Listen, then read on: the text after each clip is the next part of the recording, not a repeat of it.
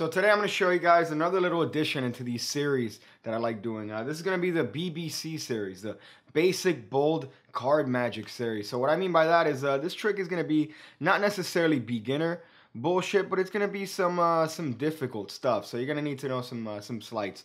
So if you have a hard time learning this sort of material, I suggest you do some research and look it up on the internet. You might want to look up specifically BBC, or if you want, you can look up black BBC. The reason for that is because a lot of the tricks work better with these trendy black decks that you see so often pushed by illusionists in Theory 11. So if you have a hard time with this sort of trick, then you definitely want to look up black BBC, because then that way you'll be better prepared for tricks like this and other tricks like it in the future. So I suggest, if you have a hard time, look that up, do a little bit of research, and you guys might learn something new that you didn't know about yourselves. So let me show you the trick here. So obviously we're going to need a deck of cards. This card could be false shuffled and false cut as much as you want. So you're going to do this for 2 spectators. This is one of those tricks that you want to spread the love as much as possible. So we're going to have 2 spectators actually touch cards here. So one spectator touches a card over here, and then another spectator touches a card over here, and they pretty much change their mind because they're pieces of shit. So they go for this card over here, which is even better. So the spectators are instructed to remember their cards. Of course, I don't know this, so I shouldn't know that they picked the ace of diamonds and the king of diamonds. But I'll just go into that dark place. I'm trying to forget about my childhood. Oh, BBC. Oh, okay. So there you go. So I forgot the cards. So I put them in the middle here, and they're lost. Take a look at that control right there. Yeah. That's what's up. So the deck is false cut again. And shuffled if you wanted to, but I'm not going to go for that. So you tell the spectator, hey, look, you know what? I'm going to find both your cards by looking at your body language. I'm going to look at your body and analyze you based on what card I think you might have. So I'm gonna go through these cards, and I'm gonna take out cards. You know what? I'll go for one of you guys here first. So here, you know what? I'll take out some cards that I think might be your card. I might be wrong, but you know what? We'll just go with this as it goes along. I don't think that's, no. This one maybe? Yes, you know what? Look at me harder. Oh, yes. Okay. Yeah, I'm getting definitely getting some goop here. Oh, yeah, I'm getting some clues. Some definite clues here. So yeah, definitely. Okay. You know what? Yeah, I'm gonna go for these. I definitely think your card is in here. Now, of course, the spectator is going to confirm this, because why would they not? They see the card there clearly. So you tell them, oh, you know what? I'm just going to eliminate some of these. I don't know which one it might be, but I'm just going to go on a limb and say that I don't think, you know what? Yeah, I don't think any of these were your card. I'm going to go for this one. So for the first time, what was your card? Oh, ace of diamonds? Yeah, that's what I thought. That's what happens when you're a magic superstar like me. But you know what? I didn't want to take any chances, which is why I turned all these into the. Did I mention that this is a card trick? So after you're done collecting panties, you realize, oh wait, there's another card here that I gotta find. So I'll tell you what, I'll use these aces here to help me find your card step by step. So the first step is to find the suit of your card. So I'm gonna use these aces to kind of determine which one is the suit of your card. So you, sir, please look at these cards and then look back at me. That's fantastic. All right, you might want to get checked, because that's not normal. So all right, ace of diamonds. We got ace of clubs. All right, we got ace of hearts. Okay, and then we got ace of spades. That's great. Okay, so you know what? Yeah, I'm not feeling it for these. I'm definitely not feeling it for these. But this one for sure, I got some major clue goo with this one. So for the first time, what was the suit of your card? Oh, diamond. Yeah, that's what I thought. That's exactly what I thought, a diamond. But you know what? That's not the actual value of your card. So look at me, just touch my hand. Oh yeah, that's it. Oh yeah, what, king of diamonds. Of course they freak out at this point. You go, you know what? But I don't like taking any chances, which is why I changed it magically into the king of diamonds. But wait, don't stop, don't run away yet, you ethnic person. I really don't like taking chances, which is why I changed all of these to the other king. So there you go. That's the by that point everyone should be running, coming. There should be fecal matter. So that's the trick. I hope you guys. Oh, I need to explain it.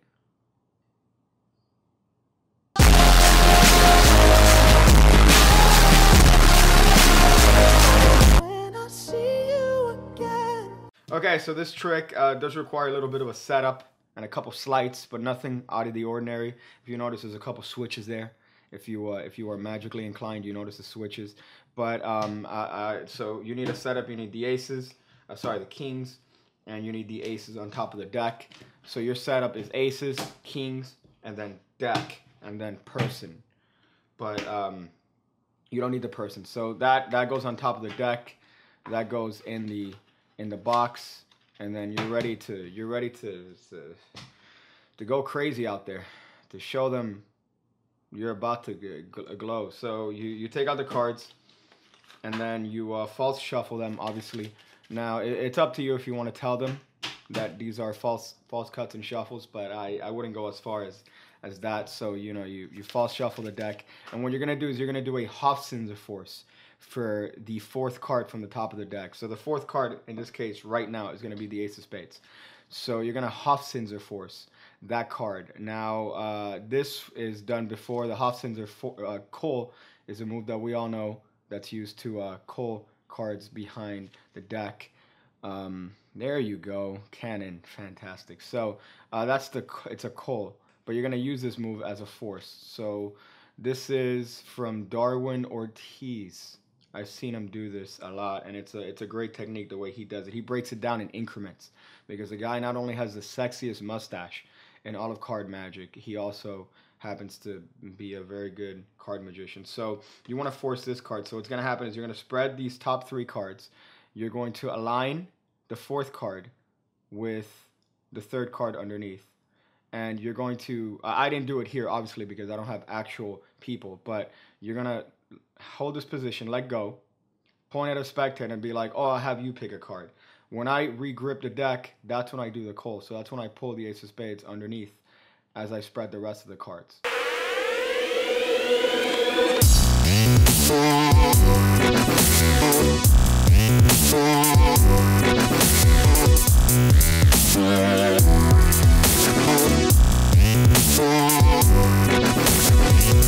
There you go. Yeah, production value here. So they touch any card they want. Let's say they touch this one. What's going to happen? The ace of spades has been riding the entire time. You're going to square up the deck briefly, which squares up the ace of spades with the card that they picked, and then you're going to extend that card and put it in the table in front of them. Now, here's the thing. I see this move done often where the magician will do this sort of action. There you go, sir. That's your card. I don't know why they do that. I've seen that way too much. You want to be just natural here. Just square up the card, extend it with your fingers underneath, and put it on the table in front of the spectators. It shouldn't be complicated. Should not be complicated. God damn it. You know who I'm referring to. So the next one, you're going to do the same thing, but this time now the fourth card is going to be a king instead of an ace. So you're going to spread Kohl force that king to another spectator. Same moves. Put that in front of them. Have them remember their cards, and then you're going to fairly put their cards in the middle of the deck. So this is a great moment for these magicians, where you square up the deck, and then you could do some sort of weird Shinlim Asian karate technique here. So to make it look like you're controlling cards, but you're not. So you say, okay, so now I'm going to use the power of intuition to deduct the cards that you picked. So again, you're going to repeat a Kohl here. You're going to do a Kohl, but in a different way here. So you're going to spread through the cards. You're going to go, oh, I'm getting some major clues here. Once you spot a king, you're going to Kohl it. So that king gets Kohled in the back of the spread. Now you're going to just outjog random cards here until you get to the ace. So I like to outjog 2 random cards, and then when I get to the ace, outjog it. Maybe outjog another card before and go, oh no, I'm not getting some clues for that card. Let me get this card right here. Yeah, you know what? Definite clues for that. And then one last card you're gonna outjog. as the king is writing in the back of the spread here. Now you're going to spread all the way till you see the first king over here in this spread. And that's when you're going to square up and put the king. So that king should be going pretty much 6th from the top of the deck. So once you spot the first king, that's where you're going to deposit that spread cold king right there. Yeah, look at that. Production value. Look at that zoom. That's what I'm talking about. So that's where the king goes. So you take these cards out, and you're going to be looking at them. And this is an opportunity to play with the spectators. Now, a lot of times we take these chances for granted, and we just want to run through the method as fast and as hard as possible. But this is a great opportunity to interact with the spectators and spread the magic. Spread the magic. So in this case, we're going to go through the cards, and we're going to supposedly eliminate cards that they didn't pick. So really what you're doing is you're going to just shuffle these cards around, know where their card is. In this case, it's going to be the Ace of Spades, so that when you turn these cards over, you know where the Ace of Spades is, because that card's going to have to be on top ultimately. Now you're going to do right now a switch, a Marlowe switch. By the way, a cool tip for magicians that get a hard time with crediting from pretty much anyone that they decide if they want to do like YouTube tutorials. If you don't know who made up a move, just say Marlowe, and you'll be right, probably. So in this case, this is a Marlowe switch from an ace assembly. So you're going to do that to switch out these 3 cards for the aces on top. So what's going to happen is you're going to go, oh, you know what? Yeah, I'm getting a feeling here. That's great. You're going to square up these cards. You're going to get a break under all 4 cards. Now, it's going to be a bold move, but it works. So you're going to pick up all the cards as one.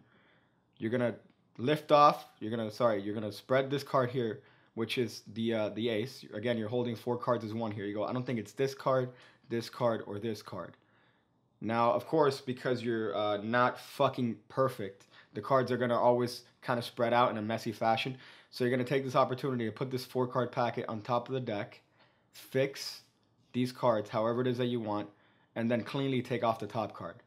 So what that's done is that it's pretty much switched out these 3 cards, which were X cards, for the aces, and left the Ace of Spades on top of the deck. So now you go, oh, I really think this was your card. This was definitely your card. Ham it up and go, yeah, there you go. But you know what? I don't like to take chances. So I actually turned all of these into aces. And then that's the end of the first part. So by that point, they should already be losing their mind. You do need to do a little bit of a cleanup here. So there are 3 X cards on top of the deck. You could either pass them to the bottom, or you could double undercut them if you lack the skill, and or if you have an actual social life that you didn't learn to pass. So you could just double undercut those to the bottom. So the second step here is, while everyone's reacting here, you're gonna go, oh, that's crazy, right? Oh my God, yeah, here's my number, call me. I shower at these times. So once you're doing that and they're recovering from this, you're gonna spread the deck towards yourself and peek at the last king here. So you're just going to nonchalantly peek at the last king and memorize whatever suit that is, because that's going to be the suit that's going to end up needing to be on the face of the aces here. So that ace, you're going to have to put it right here. Whatever suit that is, that's a spade. Obviously, the spade goes on top here. If that's a heart, which it is, it's going to go here. I know these are things I shouldn't have to say, but there are certain people out there, you know who you are, that I have to explain things about 37 times for you guys to understand. So the Ace of Hearts is over here, which is the suit that matches the King of Spades that you've peeked at. And now you're going to do an at-fis switch. At-fis. At-aftis. So for the switch, you're going to get a break here underneath all 8 cards. And you're going to lift up all of these cards as if they're 4. Now, you're only going to do this temporarily, as you're kind of using the aces as a kind of determinant to see what suit they picked. So you go, oh, Ace of Hearts. Yeah, I'm getting some major action here. So you're going to lift up the entire packet, spread over the ace, flip it around, and put it right in the back of the packet. When you put it down, you could get a break there if you want, as you do some byplay with the other card. But you're going to repeat this action with all of the aces until the last Ace of Spades. Now at this point, you can put the packet on top. You don't have to hold a break, and you go, I don't think you picked any of these cards. I'm definitely not getting any vibes from these cards. Now, these are, of course, now the kings that you have switched because you are a magic god. Now, once you're spreading out the kings, you want to do this a little bit sloppy so you can get a break underneath the second card, because you're going to do a double lift and go, for the first time, sir, what's the suit that you picked? Oh, hearts? Yeah, that's what I thought. That's what I thought. And that's going to be a double lift, which puts you in a great position here. So you go, oh, yeah, that's great. But you know what? That's not good enough. That's not good enough. I want to get the whole card. So you do a turnover there. Now you can hold their hand and then pretend to get their card like Christopher Walken in that movie where he touches people and gets their memories. God, what an awful superpower. So you do that. You go, oh, King of Hearts. And at that point, you could say, oh, but you know what? I don't take any chances, which is why I turned this card into the King of Hearts. But you know what? I don't take fucking chances. I don't know if you heard that the first time. So I turned all these cards into the kings. So there you go. That's the trick. I hope you guys enjoyed that sort of material. Look back on it if you have a question over any sort of stuff. But it's some good shit. Practice it well. It will serve you fantastically well if you put the little bit of practice, that trick deserves. So go ahead, subscribe, like, Twitter, Patreon. That's where they go. So there you go. I'm gonna go determine the consistency of churned butter under 0 gravity. You again, when I see you again, when I see you again, when I see you again, when I see you again, when I see you again, when I see you again, when I see